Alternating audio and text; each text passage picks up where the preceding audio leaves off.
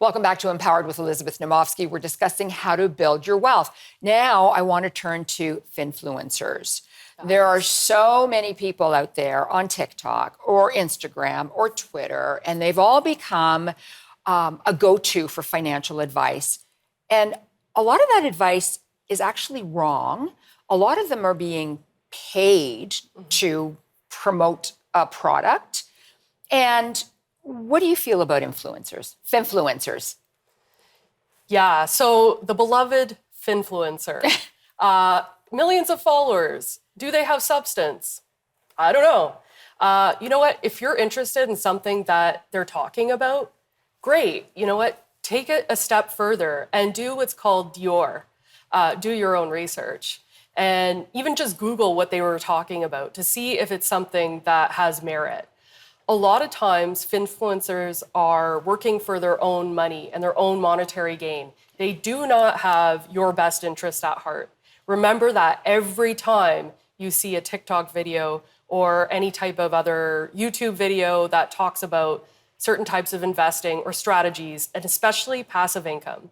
They love to talk about passive income. So explain what passive income is to someone who doesn't know. Okay, so yes, passive income is essentially when you invest, you set it and you forget it.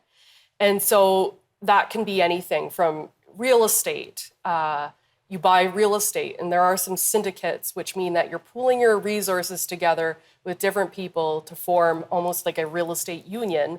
And then you rely on other people to pay you rental income. All great when interest rates were low. Now they're increasing. Guess who's going to be on the hook for that interest rate differential? You will. Yeah. So, you have to be cautious of that. Just because it's passive income doesn't mean that you're not going to do any work. You still have to do your due diligence. Doing your due diligence can save you a ton of time, a ton of money, and a ton of heartache when things go wrong. And a lot of these things that they're promoting, the Finfluencers, are not regulated. Up until recently in Canada, crypto was not regulated. Mm-hmm. And so they can promote anything they want to.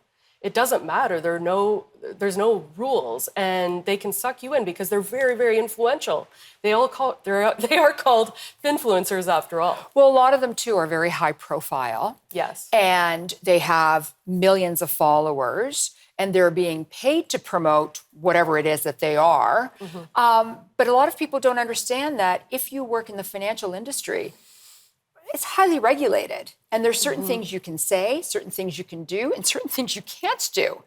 But when you're a Finfluencer, you can just say whatever you want. However, a lot of them are being fined right now. Yes. And there are a lot of class action suits coming out as well. And you talked about crypto. Mm-hmm. So I want to talk to you about crypto as well, because a lot of people were thinking it was the best thing to invest in. Yeah, so there's no best to invest in. Like I said, it's what's important to you. Crypto is a relatively new asset class. It's very high risk. It's interesting, and a certain amount of people are very drawn to new opportunities. They like to seek out new opportunities because they have a high return profile. They also have a high risk profile, which means that the probability of you losing everything is quite high as well. And so that's something that you always have to keep in mind.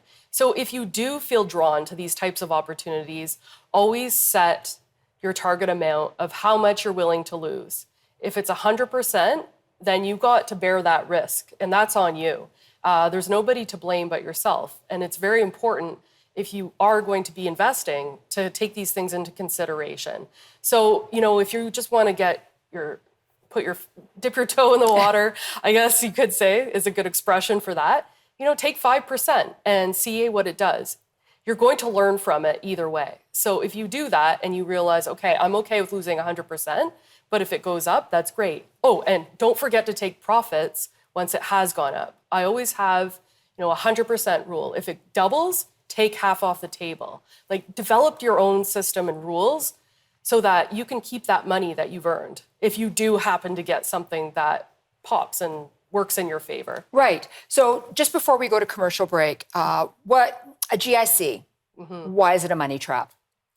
Well, it's very difficult to take your money out of a GIC once it's invested, and they also tend to roll them over without It could be without your permission, depending on the type of GIC that you have. So it might seem attractive that you have that interest rate, but it's locked in. Okay, thank you so much. We will be right back with more about building your wealth right after this.